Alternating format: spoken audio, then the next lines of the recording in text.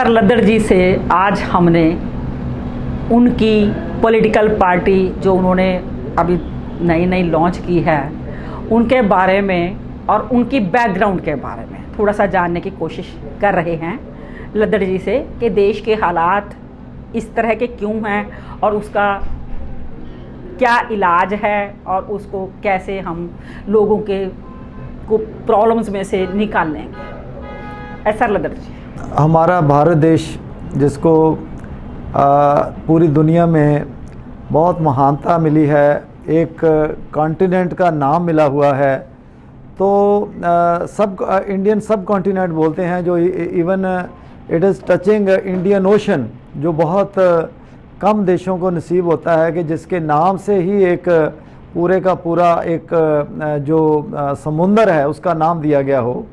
तो जो हमारा देश है ये अपना जब अंग्रेज़ यहाँ से गए तो एक बहुत बड़ा देश था, जो इधर बर्मा साइड से लेकर अफ़गानिस्तान तक, पूरा पाकिस्तान, पूरा बांग्लादेश, लेकिन अनफॉर्चुनेटली अंग्रेज़ों की जो नीति रही उन्होंने डिवाइड कर दिया। लेकिन अब भी ये बहुत बड़ा देश है और इसमें 15 तो जो अप्रूव्ड लैंग्वेजेस हैं, लेकिन कितनी लैंग्वेज है जो अप्रूव्ड भी नहीं है। तो ये देश जो इतना महान देश है, इसमें भिन्न भिन्न जातियां हैं, भिन्न भिन्न धर्म हैं, भिन्न भिन्न तरह के लोग रहते हैं, भाषाएं अलग अलग बोलते हैं, रंग रूप से अलग अलग लगते हैं। तो ये एक महान देश को जो आपने बात बोली है कि जो समस्याएं हैं, इसमें बहुत सारी समस्याएं हैं और हमेशा से रही हैं। लेकिन आज जो हमने 75 ईयर्स ऑफ इंडिपेंडेंस, तो 75 ईयर्स हो गए, 75 साल हो गए हमें आज़ाद हुए, तो जो बुलंदियों पर देश को जाना था वो नहीं जा पाया। हमें एक पूरे विश्व का बेहतरीन संविधान मिला है बाबा साहब डॉक्टर BR अम्बेडकर ने, और उनके समय के जो बहुत इंटेलेक्चुअल लोग थे, फ्रीडम फाइटर थे, उन्होंने जो संविधान दिया हमें इस देश को, उसके संविधान के सहारे, संविधान के बलबूते पे देश चल तो रहा है। लेकिन हमें जो सियासतदान मिले हैं देश को चलाने वाले, वो अनफॉर्चुनेटली इतने कॉम्पिटेंट नहीं है। बाबा साहब भीमराव अम्बेडकर ने एक बात बोली थी, जब वो 26 नवंबर 1948 को भाषण दे रहे थे, जिस दिन देश का संविधान अप्रूव हो गया था, तब उन्होंने एक बात बोली थी कि देश का संविधान चाहे जितना भी अच्छा हो, लेकिन अगर उसको इम्प्लीमेंट करने वाले लोग अच्छे नहीं हुए तो अच्छा संविधान भी बुरा संविधान साबित होगा। लेकिन कितना भी बुरा संविधान क्यों ना हो, अगर इम्प्लीमेंट करने वाले लोग बढ़िया हुए तो बुरा संविधान भी अच्छा संविधान साबित होगा। तो हमने ये देखा है कि हमारे जो देश के सियासतदान हैं, जो रहनुमा हैं, जिन्होंने हमने ही चुना है, तो वो लोग ऐसे ऐसे काम कर रहे हैं जिसकी उम्मीद नहीं की जा सकती। वो जो स्टेट्समैनशिप होनी चाहिए वो उनमें नहीं है, चाहे वो केंद्र सरकार ले लो, चाहे वो सूबा सरकार ले लो। आज जो सियासत में गिरावट आ गई है वो इतनी ज़्यादा है कि जो सियासी लोग हैं, लीडर लोग हैं, अपने घर भरने पर लगे हैं, उनका सारा जोर पैसा कमाने पर लगा हुआ है, देश की सेवा पर नहीं है।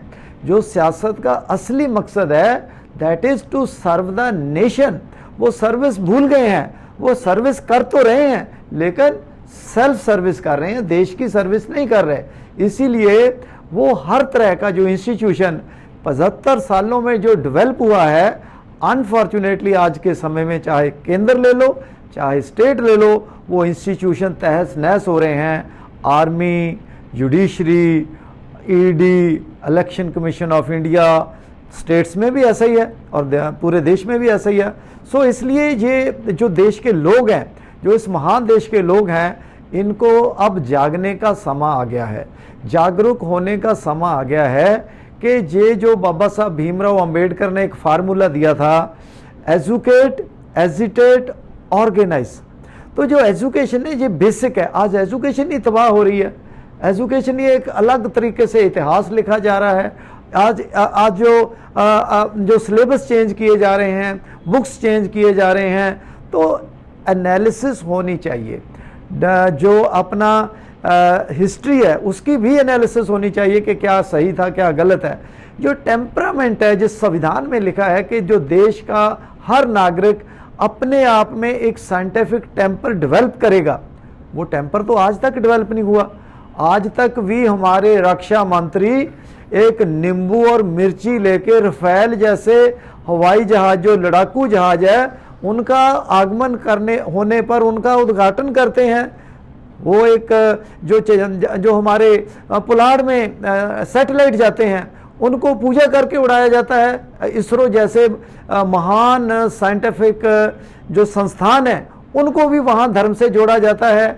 और बड़े बड़े लोग कहते सुने या मीडिया में टीवी पे कि हमारे में ऐसी साइंस डेवलप हो गई थी कि गणेश जी की प्लास्टिक सर्जरी हुई थी, हम लोग उड़ते थे, उड़न खटोले थे।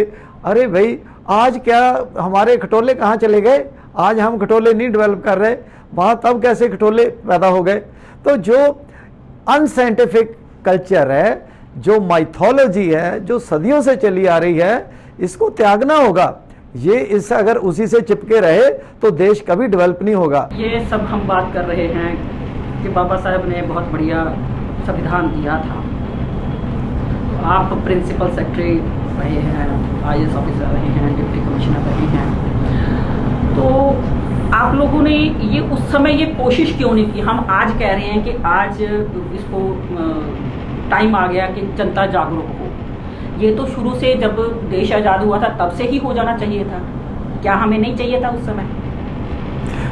संतोष जी, आपने बहुत बढ़िया बात की है कि मैं भी बड़े पदों पे रहा हूँ, और जो देश चलता है तो जो ब्यूरोक्रेसी है, सिविल सर्विसेज है, इसको स्टील फ्रेम ऑफ इंडिया कहा जाता है। तो मैं इसकी एक ब्यूटी बताता हूँ जो सिविल सर्विस की ब्यूटी है। जब देश आज़ाद हुआ तो ये बात चली थी कि ये जो ऑल इंडिया सर्विस के लोग हैं, उस समय इंडियन सिविल सर्विसेज का ICS नाम था, तो कुछ लोगों का विचार था कि इसको ख़त्म कर दिया जाए और नई सिस्टम शुरू किया जाए। तो उस समय जो उस समय के होम मिनिस्टर थे सरदार वल्लभ भाई पटेल, तो उन्होंने एक आर्गूमेंट दिया कि ये जो स्टील सर्विस जिसको कहा जाता है इंडियन सिविल सर्विस है, अगर हमारे लोगों ने अंग्रेज़ों के लिए ये इतना बढ़िया काम किया, उनका राज बनाए रखा, तो इन लोगों को हमारा काम भी यही करेंगे, हमारी एडमिनिस्ट्रेशन भी यही करेंगे। They are faithful to the chair, they are faithful to the government. तो वो बात उनकी, जो उनकी विज़न था, जो उनकी दूरदर्शिता थी, वो सही साबित हुई। और सिविल जो सर्वेंट्स हैं, मेरे जैसे ब्यूरोक्रेट्स जो रहे हैं, जो आज भी हैं, तो उन्होंने पॉलिटिकल क्लास का, अपने मिनिस्टर्स का, कैबिनेट का, स्टेट में CM का और सेंटर में PM का कहना मानना होता है। पॉलिसी जो बनाती है वो पॉलिटिकल क्लास बनाती है with the advice from the bureaucrats. PMO office से ही पूरा देश को कंट्रोल किया जाता है, you know it very well. ऐसे ही CM ऑफिस से ही कंट्रोल होता है। जैसे ऑफिसर्स, जो नेता आते हैं, उनको दे नो नथिंग, उनके माइंड में कुछ 2-4 चीज़ें बैठी होती हैं, बाकी उनको जो ऑफिसर्स हैं वही तो उनको गाइड करते हैं। तो क्या ये माना जाए कि अब तक जो देश जागरूक नहीं हुआ, क्या उसमें इस कैटेगरी के लोगों का कि कोई कमी या कोई उनकी वो नहीं है? क्या पॉसिबल, क्या लगता है? संतोष जी, मैं आपको ये बताना चाहूँगा कि ये एक बहुत ही ब्यूटीफुल कॉम्बिनेशन है। जो ब्यूरोक्रेट्स सेंसिटिव हैं, जो चाहते हैं कि उनके स्टेट का, देश का भला हो, जो अपने लिए नहीं देश के लिए काम करना चाहते हैं, तो वो एडवाइस देते हैं अपने जो पॉलिटिकल मास्टर है उनको। मेरे लाइफ में, मेरे कैरियर में ऐसे बहुत से वाक़यात आए जब मैंने एडवाइस दी और एडवाइस मानी गई और उससे लोगों का भला हुआ। जैसे मैं बताना चाहूँगा कि जो 2003 में मैं डायरेक्टर था रूरल डेवलपमेंट एंड पंचायत, मैंने एक स्कीम सरकार को बताई कि अगर लोग ओपन डेफिकेशन के लिए सुबह शाम बाहर जाते हैं, खेतों में जाते हैं, लेकिन अगर सभी के घर में एक इंडिविजुअल टॉयलेट बना दी जाए तो इससे एक लाइफ का जो स्पेशली रूरल पीपल है उनका, एक औरतों का खास करके एक लाइफ की डिग्निटी है वो बहुत बढ़ जाएगी। वो एक प्राइवेसी कंप्रोमाइज़ होती है। एक जो बीमार है, जो बाहर जा नहीं सकता, natural call is important for everybody, every human being. तो वो जो मेरी बात मानी गई और आज Punjab 100% open defecation free state है और सबसे पहले ओपन डेफिकेशन फ्री स्टेट ऐलान हुआ है। तब ये 2003 से लेकर it took many years but 2014 में ओपन डेफिकेशन फ्री हो गया। सिमिलरली मैं जब फील्ड में था, डिप्टी कमिश्नर था, तो 5-5 मरले पंचायती ज़मीन से जो लैंडलेस लोग हैं, जो दलित लोग हैं, उनको गवर्नमेंट ने एक स्कीम बनाई और उसके इम्प्लीमेंट करने की जब बात आई तो मैं डीसी फिरोजपुर था, तो मैंने इतने लोगों को, लैंडलेस लोगों को प्लॉट दिए जितने टोटल पूरे डिस्ट्रिक्ट्स में, पूरे पंजाब में नहीं दिए गए थे। तो मैं ये छोटी सी बातें इसलिए बता रहा हूँ कि जो ब्यूरोक्रेट है अगर वो सेंसिटिव है तो बहुत सारा काम वो लोगों के भले के लिए कर सकता है। और मैंने तो 20 साल, 2/3 से ज़्यादा टाइम मेरा फील्ड में रहा और मैंने ऐसे 4 जिलों में डिप्टी कमिश्नर भी रहा और डिविजनल कमिश्नर भी रहा डिस्ट्रिक्ट्स में।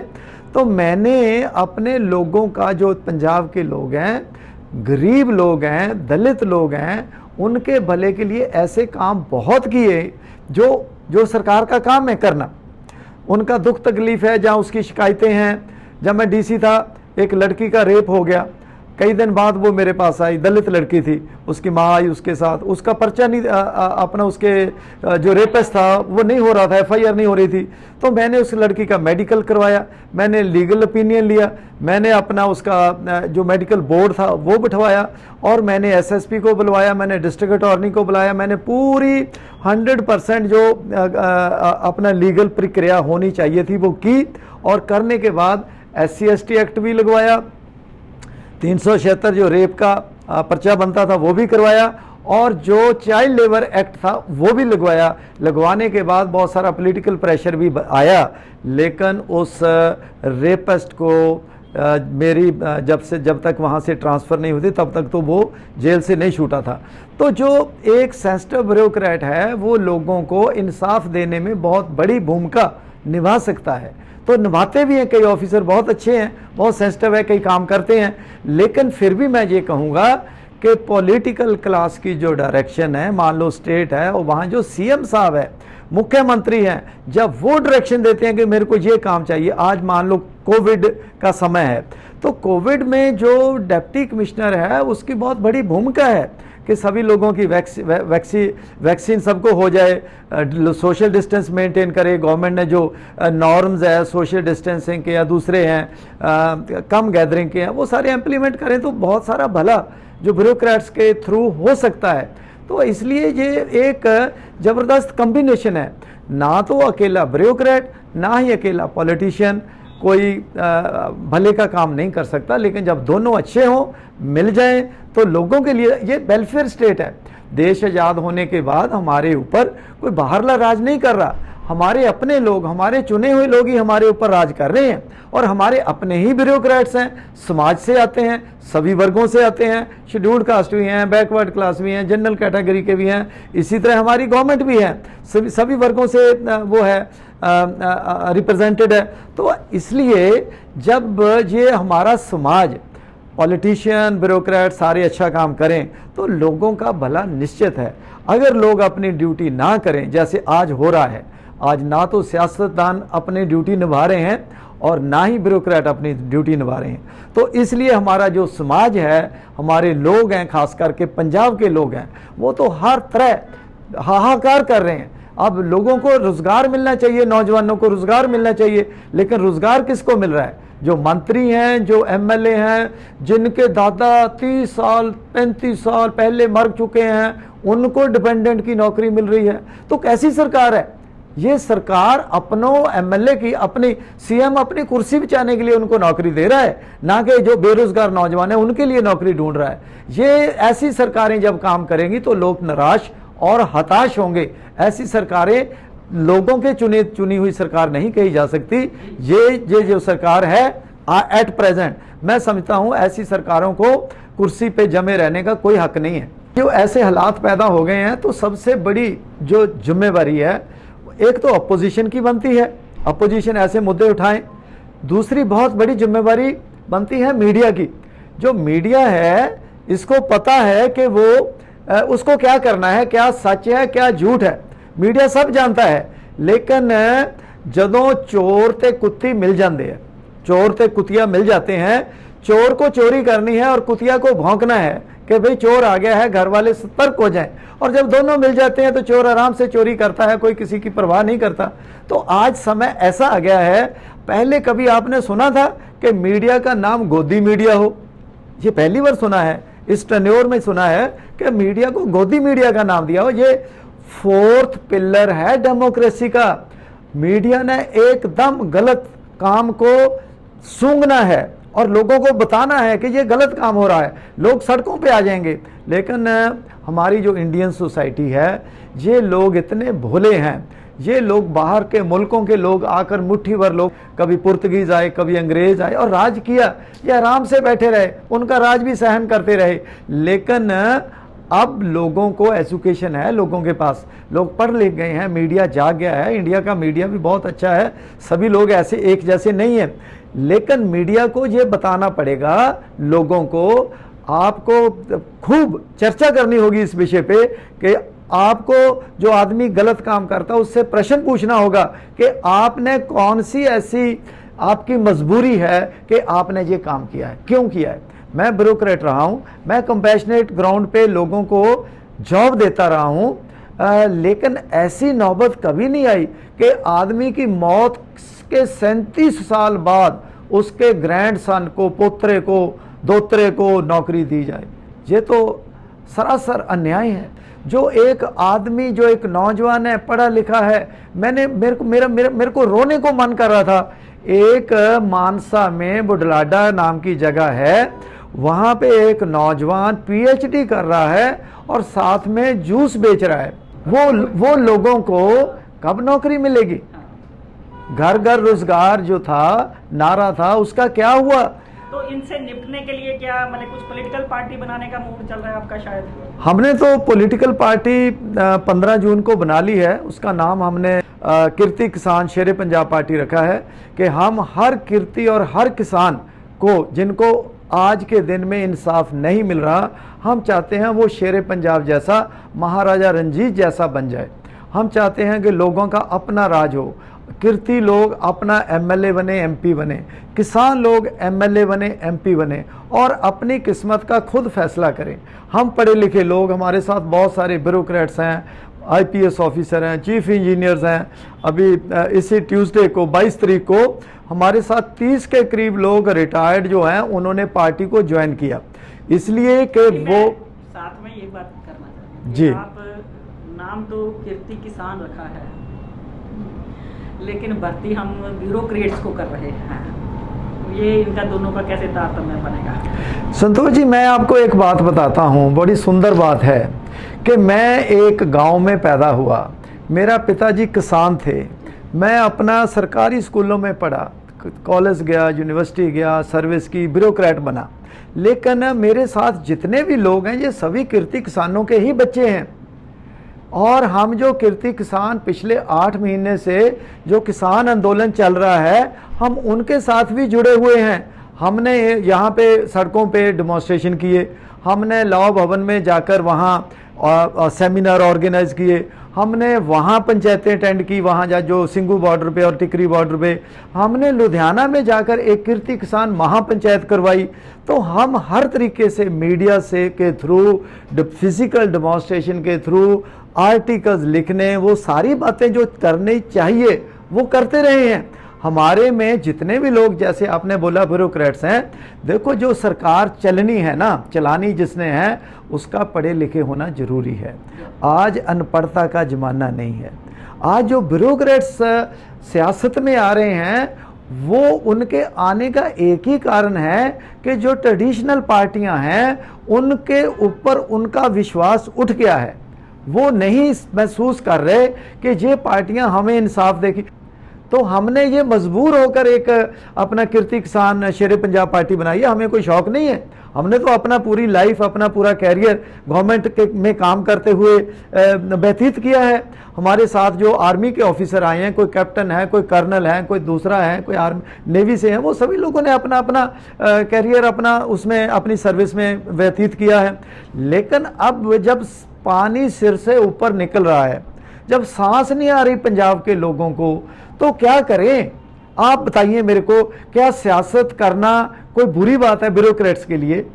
क्या लोगों को इंसाफ नहीं मिलना चाहिए? क्या लोगों को जो लुट-खसुट हो रहा है, लोगों के साथ जो बेइंसाफी हो रही है, क्या उसको आंखें मूंद कर देखते रहें? मैं समझता हूं दिस इज हाई टाइम कि जितना पढ़ा लिखा समाज है उसको हमारे साथ आ जाना चाहिए। लोग आ रहे हैं, बहुत बड़ी गिनती में आ रहे हैं। हम अपना एजेंडा लोगों के पास लेकर जाएंगे कि अगर आप सहमत हैं, अगर आप इनसे खुश हो, जो ट्रेडिशनल पार्टियां, तो ठीक है, हमें मत वोट दो। अगर आप खुश नहीं हैं, हम आपको एजेंडा बताते हैं कि हम क्या करेंगे। हम अपना फ्री एजुकेशन लेके आएंगे, हम अपना फ्री ट्रीटमेंट लेके आएंगे बीमार के लिए, हम रोजगार देंगे। देखो, आदमी को डिग्निफाइड लाइफ के लिए 3 चीजों में से एक जरूरी है। 1, उसके पास नौकरी हो, दूसरा उसके पास बिजनेस हो, जहां उसके पास जमीन हो। अगर 3 चीजों में एक चीज भी नहीं है तो वो कैसे जिएगा?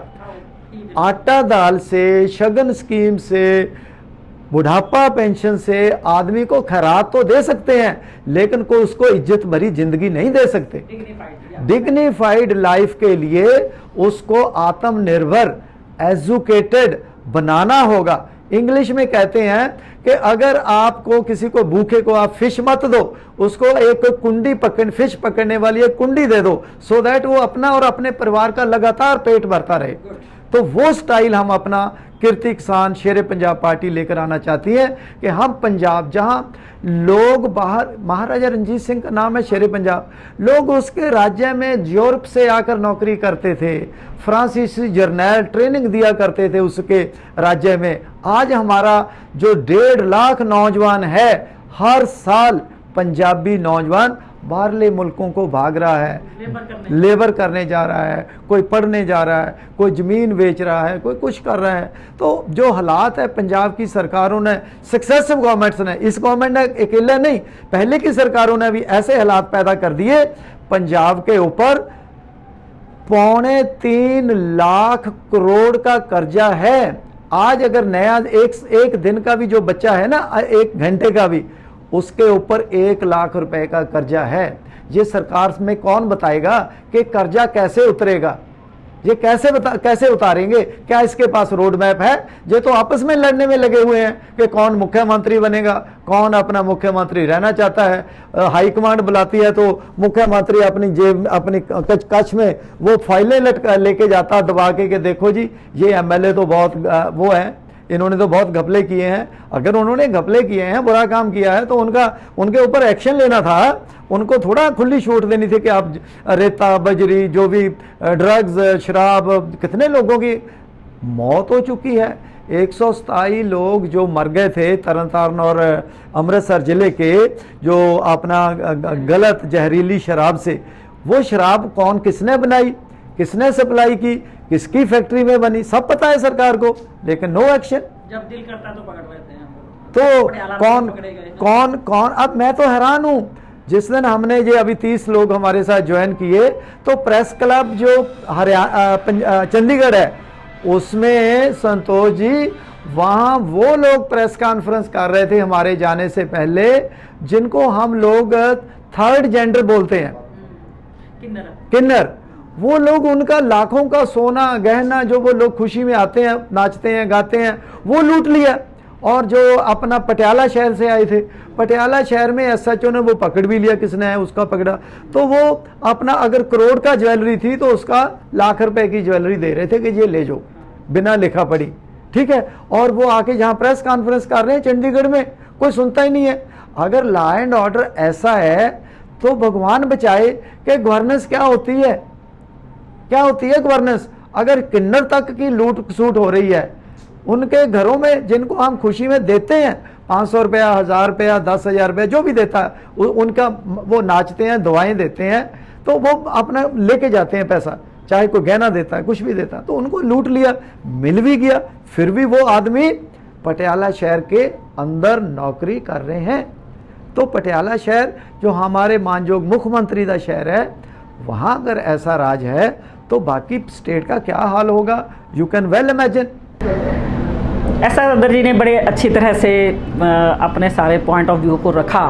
कीर्ति किसान शेर पंजाब नामक पार्टी बनाई और लोग ये आस करेंगे, ये आशा रखेंगे कि वो लोगों को सच में इंसाफ देने वाला काम करेंगे, उनको नौकरी देंगे, उनको डिग्निटी ऑफ लाइफ जो उनकी है, ये बहुत बड़ी बात है जो आज पॉलिटिकल पार्टीज़ नहीं समझ रही हैं। और इसके लिए अगर लद्दड़ जी और उनके साथ ग्रुप जो है, उन्होंने अगर ये इनिशिएटिव लिया है, शुरू किया है, तो हम ये चाहेंगे कि वो अपने इस काम में सक्सेसफुल हों और अच्छा काम करें।